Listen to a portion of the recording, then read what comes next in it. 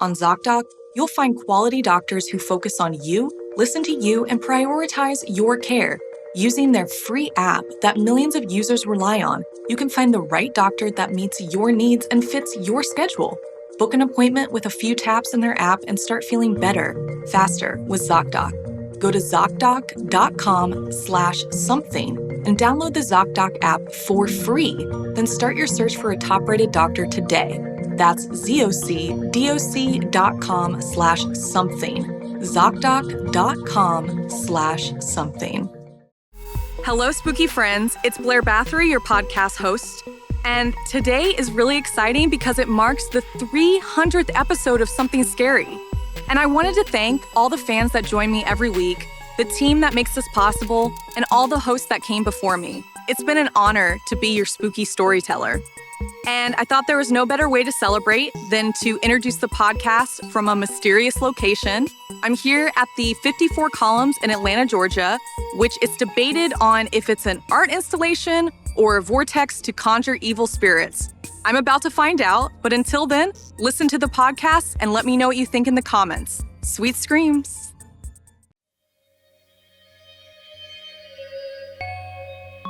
Hello, I'm Blair Bathory, and this is the Something Scary podcast. Thank you so much for being here. Whether this is your first time or you're one of the brave souls who have joined us every week. We started this journey in October 2018, and it's been almost 5 years of sharing scary stories with you.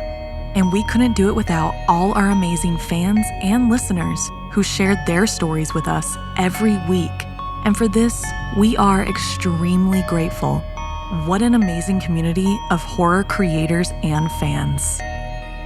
We wake up in the morning with a long to-do list of things we have to get done just to survive. Everything from schoolwork to jobs to paying bills. Sometimes we have to do things we don't want to do. And sometimes we have to make unimaginable decisions that have unimaginable consequences. You must be careful because the wrong choice can lead you down a path of death and destruction. And when we're left with the daunting task of selecting the lesser of two evils, we fervently hope to emerge from the hell unscathed.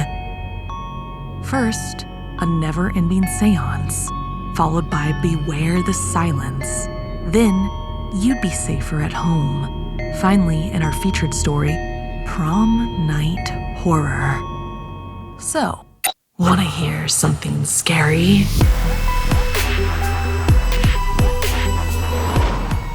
Choose your own hell.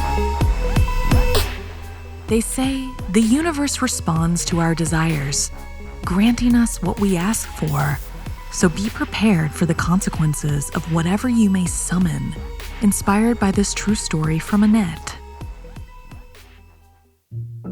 My parents were out of town for the weekend, and they had made me stay at a friend, Nova's house.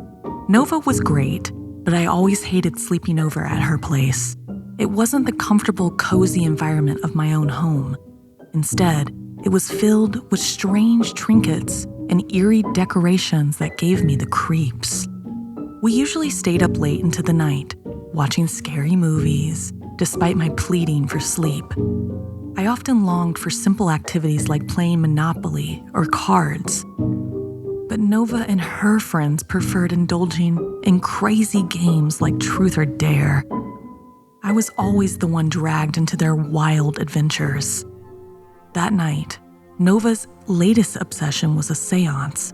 I didn't want to mess with the dead, but my opinion never seemed to matter at her house. She had watched countless videos and tutorials on how to perform a seance, and her enthusiasm was undeterred. Reluctantly, I agreed to go along with it, knowing I didn't really have much choice. We set up a circle of candles in her dimly lit living room, whispering an incantation we'd found online. As we began the seance, the atmosphere grew increasingly eerie. Shadows danced on the walls, and a cold breeze swept through the room, causing goosebumps to rise on my arms. Nova was summoning the ghost of any spirit near us. which seemed especially reckless. Halfway through, I couldn't take it anymore and pleaded with Nova to stop. I felt stupid saying it was because I was scared. That would mean I believed in the stuff. And if I didn't, why would we need to stop? Thankfully, she relented, sensing my discomfort. With the seance abruptly ended, the rest of the night lost its momentum, and we both felt the tension between us. We went to bed, but Nova was clearly annoyed with me. I lay in the darkness, my unease growing with every passing minute. Just as I started drifting into a restless sleep, I was jolted awake by the sound of an Alexa blaring from the corner of the room. At first, I thought Nova was pranking me. She had always been mischievous, and I half expected her to burst into laughter at any moment. But when I saw the confusion and fear on her face, I knew something was wrong. We exchanged worried glances, realizing that something sinister was happening. We weren't alone. Against every instinct telling me to stay buried under the covers, I mustered the courage to get up and approach the Alexa. As I reached out to turn it off, a chilling voice echoed through the speakers, stopping me in my tracks. "Don't turn off the radio," it said, its tone laced with an otherworldly presence.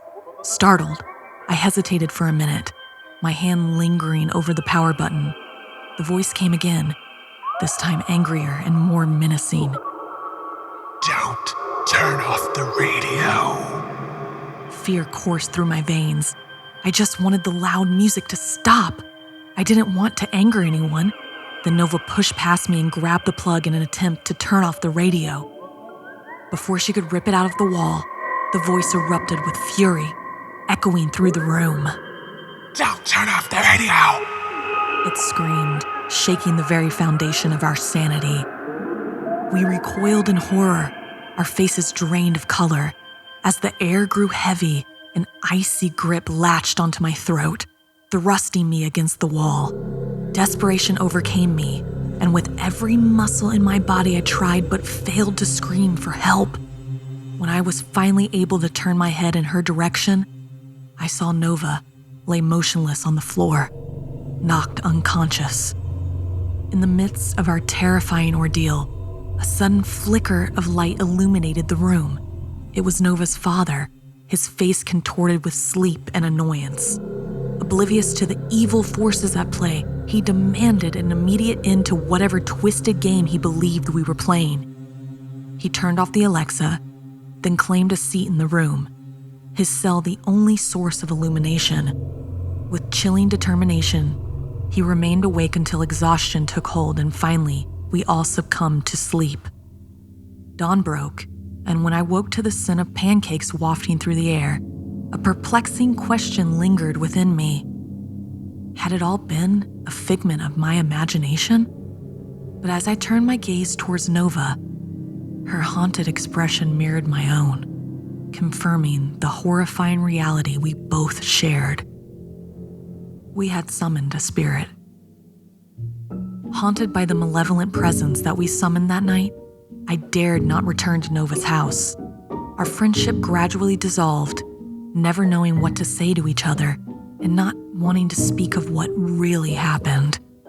Even to this day, its sinister influence lurks in the shadows following me, an unshakable reminder of the horrors we encountered that night, and wondering if it will ever return. Have you ever had a friend that takes things too far? Has it ever led you to encounter the paranormal? If so, tell us about your experience by emailing us at somethingscary@snarled.com. Is this normal? I can't tell you how many friends have asked me that, and how many times I've asked myself that. But next time you are wondering who to ask about a medical problem, don't drive yourself crazy by worrying. There are thousands of medical professionals on ZocDoc, and they are there to help you. They will listen like a friend and give you the expert care you need. On ZocDoc, you'll find quality doctors who focus on you, listen to you, and prioritize your care. When you're not feeling your best and just trying to hold it together, finding great care shouldn't take up all your energy. Using their free app that millions of users rely on, you can find the right doctor that meets your needs and fits your schedule.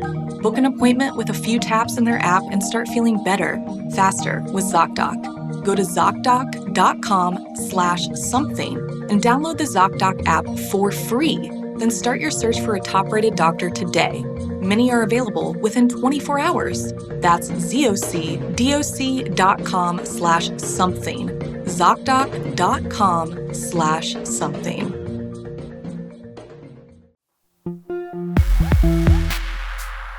Most people would stay away from an abandoned house, the possible dangers inside being enough to keep them out. But sometimes it's when the noises stop that the real danger begins, as in this story written by Janine Pipe. Alex desperately tried to breathe as quietly as possible, which was proving extremely difficult considering how scared she was. She should have known better than to listen to Laya when she had a hot tip. Not only was there nothing worth stealing, but the so-called abandoned house was most definitely not empty. And that was a huge problem. At that point, Alex didn't even know where Laya was. Once she'd heard the banging around and footsteps, her buddy was gone. What was that saying? There's no honor among thieves. Alex knew Laya wouldn't stick around and check on her, so she felt no guilt booking it and hiding. Only thing was, she'd made that stupid mistake of hiding upstairs with no visible direct exit. And now as she begged her body to stop shaking, she listened out as best she could for any sound that wasn't her own thumping heartbeat. She jumped, but realized the sound was further away this time and seemed to be coming from the first floor. It might even be Laya, signaling for her to come down, that the coast was clear. She took a deep breath and very slowly and quietly slid out from behind the bedroom door and crept onto the landing. Why had she been so stupid as to go upstairs? Now she had to get back down the creaky wooden death trap without being heard. The power had been shut off in the house a long time ago, so there were no lights. She turned on her cell phone torch on the dimmest setting, gingerly placing each foot on each piece of rotten wood with extreme caution. All was going well until 3/4 of the way down, when one step creaked so loudly in the silent house it was like a gunshot being fired. Alex froze for a second and then figured she'd already have given herself away. She raced down the remaining stairs and in her haste missed her footing on the last one and went sprawling, twisting her ankle awkwardly as she fell and sending herself flying. Now she was in complete darkness again and a lot of pain. She knew she wouldn't be able to run, but she could hobble over to the exit, which although the darkness and fear had caused her to lose her bearings, she was pretty sure she was just in the next room. She pulled herself back up from the sticky floor and tested her ankle when she heard an elongated, petrified scream of anguish and pain. It was Laya, but it wasn't Laya's sounds of turmoil that intensified Alex's own terror. It was the inhumane low growl that followed along with something that sounded like bone snapping and a wet, tearing noise. Alex covered her mouth with both hands in an attempt to stop herself from replying in kind. She didn't want whatever the hell had found Laya to discover her too, keeping her back against the wall to guide her around the perimeter of the room. Alex tried to focus on escaping and not listening to the crunching and whimpering. She would get help for Laya once she was safe and home free, convincing herself these sounds were not her friend being ripped apart and... Yes! There was the opening into the next room, and since the front door was still ajar, the house was in the middle of nowhere, so they hadn't needed to cover their tracks. There was just enough light seeping through from the full moon that she was able to hasten her exit. For just a moment, Alex hovered by the doorframe. As terrified as she was, there was something else bugging her she couldn't quite put her finger on. Then it dawned on her. The house was silent again, devoid of the soundtrack of butchery. It wasn't really a choice in the end. She knew Laya was dead, and she knew whatever had killed her hunted and fed in that abandoned house. She stumbled home as quickly as her busted ankle would let her, but didn't keep her promise. She didn't tell a soul about Laya. It was too late for her friend, but Alex couldn't let anyone else meet that fate, and she believed that was the lesser of two evils. Have you ever broken into an abandoned property? Did you experience anything supernatural? Would you have ran for help and left your friend behind? If you think speaking with a therapist or psychiatrist would be helpful, but you don't have the time to actually find one and meet with them or afford them, try Talkspace. At Talkspace.com, you can sign up online and get a personalized match with a provider that's right for you, typically within 48 hours. And there's no need to sit in traffic or miss work in order to attend sessions. Talkspace can help with any specific challenges you might be facing. Most people wait until something bad happens, but why wait? Therapists can be a guiding light and help provide coping tools for things like anxiety, depression, substance abuse, relationship issues, and much more. And Talkspace is a fraction of the cost of in-person therapy. As a listener of this podcast, you'll get $100 off your first month with Talkspace when you go to Talkspace.com/scary to match with a licensed therapist today. Go to Talkspace.com/scary and get $100 off your first month and show your support for the show. That's Talkspace.com/scary. Sometimes when faced with creepy or unsettling things, our instinct is to protect our own senses so we can carry on our duties. But that won't protect us from evil things happening to us. Like in this story inspired by Chris Plant. Grace looked over to the passenger seat of her car at her 10-year-old son, Charlie. She felt guilty that he had to go to work with her. But she couldn't leave him with his deadbeat dad, and she had to work the night shift. She was saving up enough money to move closer to her family for a more solid support system. But there was something else on both of their minds as they drove to Kenswick Manor, the residential care home where Grace worked. She knew Charlie hated going there and found it creepy, but Grace didn't have any other option. As they parked, she asked Charlie if he was okay. Charlie nodded and continued to look at his phone. Grace gave his hand a squeeze, and they went inside. Charlie had good reason not to like Kenswick Manor. Not only was the home isolated from any nearing town, it was physically imposing, and he never felt like he was alone. He obviously knew residents lived there, but he felt a much deeper and darker presence and noticed every creak in the old manor. But still, Charlie didn't know which was worse, spending his nights there or with his dad. Grace worked alone during the night shifts, often leaving Charlie in the huge living room on his own to watch TV while she tended to the 15 elderly residents. She didn't love leaving him, but it was better than doing the safety checks with her, where he may enter a resident's room only to find they had passed away. That had happened to Grace too many times.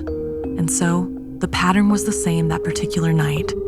Grace tucked Charlie up on the sofa and turned on the TV for him before she went to the kitchen to prep the residents' breakfast. As she walked through the long, wide corridors, she heard footsteps quickly scurrying across the landing upstairs. "Charlie?" Grace called out. "Are you okay?" There was no answer. He knew better than to mess around, so Grace headed back to the living room, only to find him still curled up, dozing on the sofa. No way, she thought.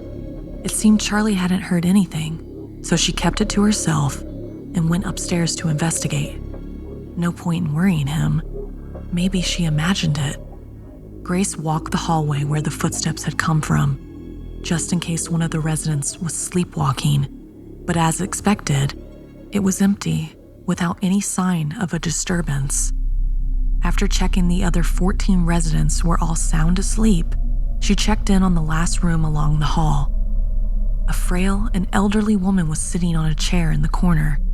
Grace greeted Mrs. Aldridge and asked why she wasn't in bed. "I doubt I'll sleep much tonight," Mrs. Aldridge said without looking at Grace. When she inquired further, the old woman scoffed at her. "You've worked here a couple of years now, haven't you? And yet, you know nothing about this house and its horrors." Grace assured her she knew the history. Before it was a residential home, it was a boarding school. She knew all about the folklore of the ghost of children, and she told Mrs. Aldridge it was all just silly nonsense. With bloodshot eyes and conviction in her tone, Mrs. Aldridge replied, "Then you haven't listened hard enough. If you did, you'd have heard their screams." Just then, they heard the piano from the living room playing a tune. "Charlie," Grace thought as she ran down the stairs to tell him to stop, or he would wake the sleeping residents. Strange, he'd never done it before. When she entered the room, Charlie was sitting frozen in place on the couch, staring at the piano, which was still playing music, but no one stood near it. It was playing of its own accord. Charlie shakily told his mom he'd heard footsteps running past him and through the door to the garden. Grace held Charlie in a tight embrace, trying to figure out what to do. Although it seemed impossible, she could see he was terrified and believed he was telling the truth. As she looked out into the garden, she saw what looked like a young boy peering back into the house around a tree, only to duck away when he thought Grace had seen him. She was going to call her manager, tell him that due to an emergency, she needed to leave and that they would have to send cover. She ran to the kitchen where she had left her cell, only to find it was gone. She knew for a fact she had left it there, but the phone charger she had been using was still there. She asked Charlie if he had moved it, already knowing the answer. He hadn't. She had to check on the residents. She grabbed Charlie's hand and led him out of the kitchen through the hallway when they once again heard footsteps scurrying across the landing upstairs. "Mom, I'm scared," Charlie whimpered. Grace rushed towards the stairs, still holding Charlie, when they heard footsteps again on the landing. This time, it sounded like there were several people up there. Charlie pushed away from her, not wanting to go upstairs. "No, Mom." Grace felt trapped, not knowing whether to take Charlie with her into potential danger or leave him alone. She told him to wait on the stairs and he was not to move. Feeling guilty and scared about leaving Charlie, Grace ran upstairs as fast as she could. Before she reached the top, she heard a bedroom door shut and more footsteps that quickly faded. Grace checked the residents quickly, opening and closing their bedroom doors as quietly as possible so not to wake them. All the residents Grace had checked on seemed fine so far. And then she reached Mrs. Aldridge's room. She opened the door and found the old lady in her chair, looking out to the garden. She was very still. "Mrs. Aldridge," Grace called out in a hushed but panicked tone. There was no reply. Grace called out once again. No answer. Inching closer, she put her hand on Mrs. Aldridge's shoulder and noticed how stiff she was. She was dead. Grace held back tears when she heard the piano begin to play. She ran toward the stairs, but when she looked down, Charlie was gone. She raced down, her eyes scanning the room, but there was no sign of him. She finally saw him as she looked out the window into the gardens. She shouted for him to come back as the gate closed behind him. Grace rushed outside as Charlie walked deeper into the gardens, seemingly escorted by a group of young children. Charlie wasn't resisting, nor was he responding to Grace's screams. "No, don't you touch him. Don't you touch my son. I'll kill you. I'll kill you." Grace was screaming to no avail. The boy she saw earlier was next to Charlie, and he turned to wave, then walked into the darkness of the garden. By sunup, with a team of police, they had searched the grounds. But Charlie and the other children were gone, disappeared without a trace, never to be seen again. How scared do you have to be before you tell your parent or guardian you're seeing ghosts or otherworldly things? How do you know if a paranormal spirit has good intentions or evil ones?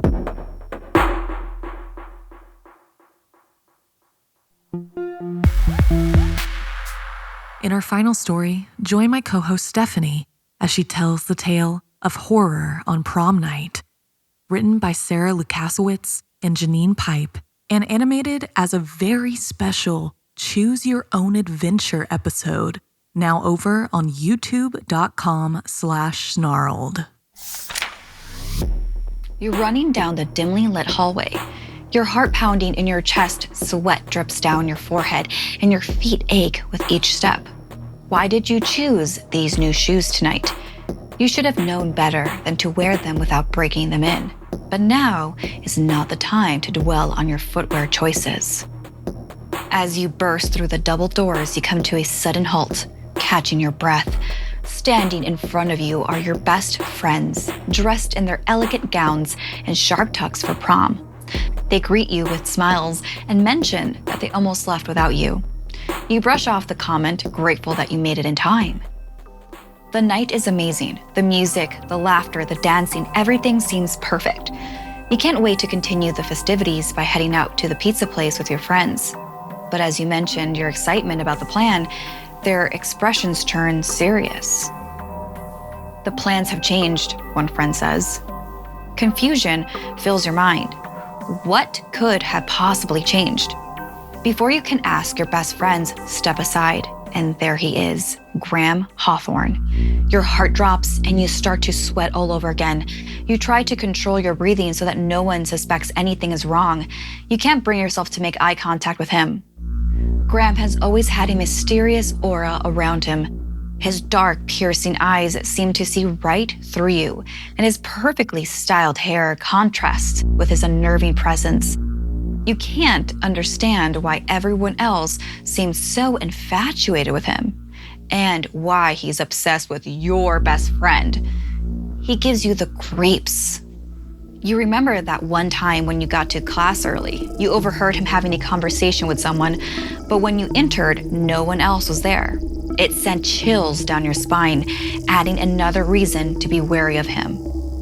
Your mind races as your friends announce that they're going with Graham, and then panic sets in, and you open your mouth to protest, but the side-eye glance from your friends silence you. You feel trapped and torn between your weariness of Graham and your loyalty to your friends. You don't want to be left behind. Graham suggests something much more adventurous than pizza. He wants to go to an abandoned cabin deep in the woods. You think, and this is how I die? Your paranoia intensifies. You're scared, but you can't let your friends go alone. You walk towards your car. However, Graham insists on driving, claiming that he knows how to get to the spot and has room for everyone. He adds that a GPS won't work in the area that everyone is going. So reluctantly, you agree as you slide into the back seat behind Graham. You figure if you need to, you can try to hit him from behind and run. A sinking feeling washes over you as the engine roars to life. The road ahead stretches into darkness, matching the knots in your stomach. You steal a glance at Graham in the rear view mirror. He stares straight ahead, his unblinking eyes fixed on the road. He never blinks, like a psychopath. His eyes catch yours in the mirror. He knew you were staring, and he saw you. You fumble with your seatbelt as he adjusts the mirror so you can't see him. After endless twists and turns down dark roads, the car finally stops. You all get out, and your friends head towards the old cabin, laughing and having fun while you try to catch your breath. A cold hand grabs your arm with a tight grip. It's Graham. He pulls you in close. No one can hear you through the trees.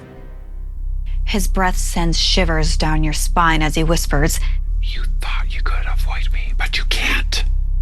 Terror consumes you as Graham's grip tightens, his nails digging into your flesh. You struggle against his vice-like hold, desperately trying to free yourself, but his strength is overpowering. Panic rises within you as you realize the depth of the danger you're in. Stay calm, think. You take a breath and smile at him. You relax your body. You say, We're cool, Graham. Everything's good here. As you peel his hand off your arm, you inhale and kick him as hard as you can in the shin. Then you run. You scream, hoping desperately that your friends will hear you and come to your rescue. But your cries are swallowed by the darkness that surrounds you. The only response is the haunting echo of your own voice, bouncing off the trees, mocking your torment. You stop and turn around, realizing you don't even know if you're running in the right direction. Suddenly, you're on the ground. The wind has been knocked out of you. Graham has his foot on your chest and he pushes down, making it hard to breathe.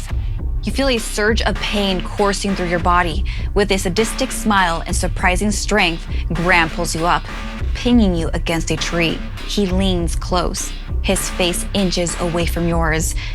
His eyes, devoid of any humanity, pierce into your soul. "You were always so cautious, so suspicious of me," he hisses. But you couldn't escape fate. Summoning your will to survive, you manage to let out one last scream. Fear cripples you as you realize this could be the end and that your suspicions were valid. Graham really is some sort of predator. You close your eyes, all fight disappearing, as you prepare for it all to end, when you hear a loud rustling coming from the trees, followed by the voice of your best friend.